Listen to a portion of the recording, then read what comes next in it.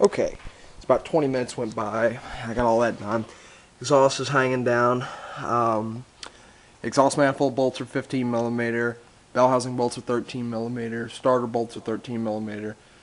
And there's a 10 millimeter bolt that holds the starter wire on.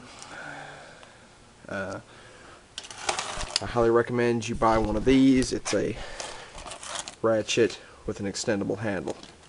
Makes life a lot easier for breaking tough bolts loose like the exhaust manifold bolts. Now, the top two bell housing bolts are kind of a pain to get to from underneath, but with all this stuff out of the way, they're real easy to get to on the top. Dealer's choice, I don't really care how you do it, but it's a lot easier to do it from the top. So, I'll get those out of the way, and this engine will be ready to come out. So, stand by right here.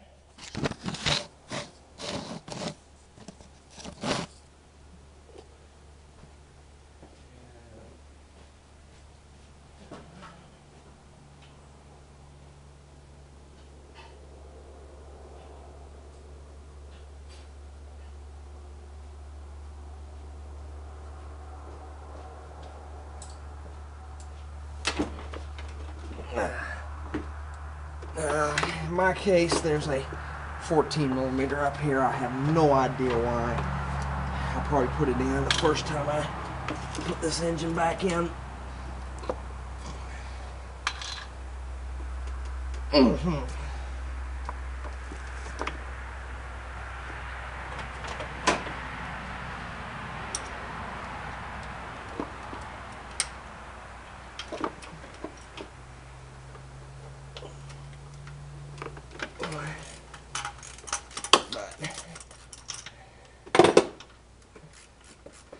This is a lot better than fumbling around blind underneath the car with a swivel set trying to get to these.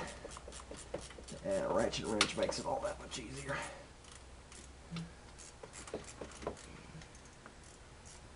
At this point, I don't have the transmission supported yet, but it's not going anywhere.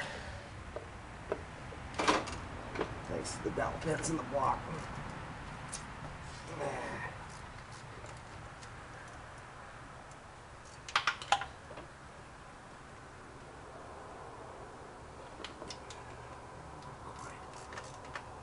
Loose yet.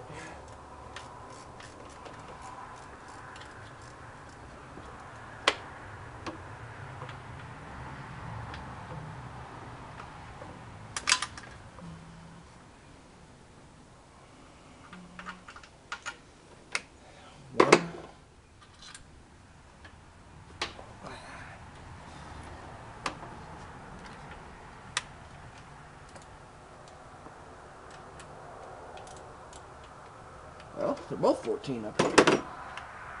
I don't know if that's something of my doing or somebody else's. It's probably mine. I think these top two were missing in action.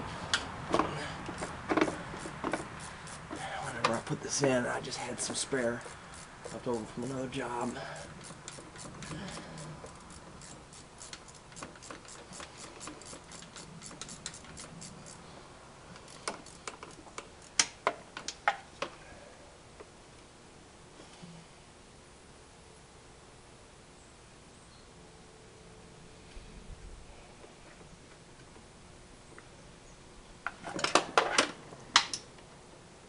Stuck right at the end.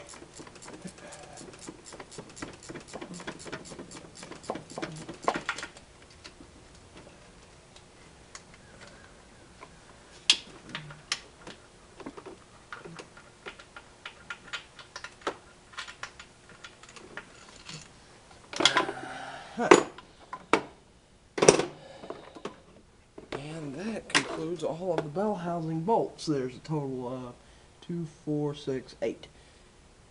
8 bell housing bolts. 6 of them go toward the front of the car, 2 of them go toward the rear. And if I'm not mistaken, we are just about ready to try to pull this sucker out of here.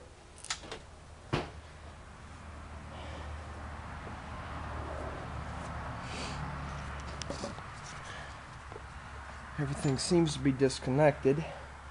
But I gotta lower it and push it out because this carport don't allow me any type of real room. So I'm gonna put it on the ground, lower it out, and start pulling on this engine. Be back shortly.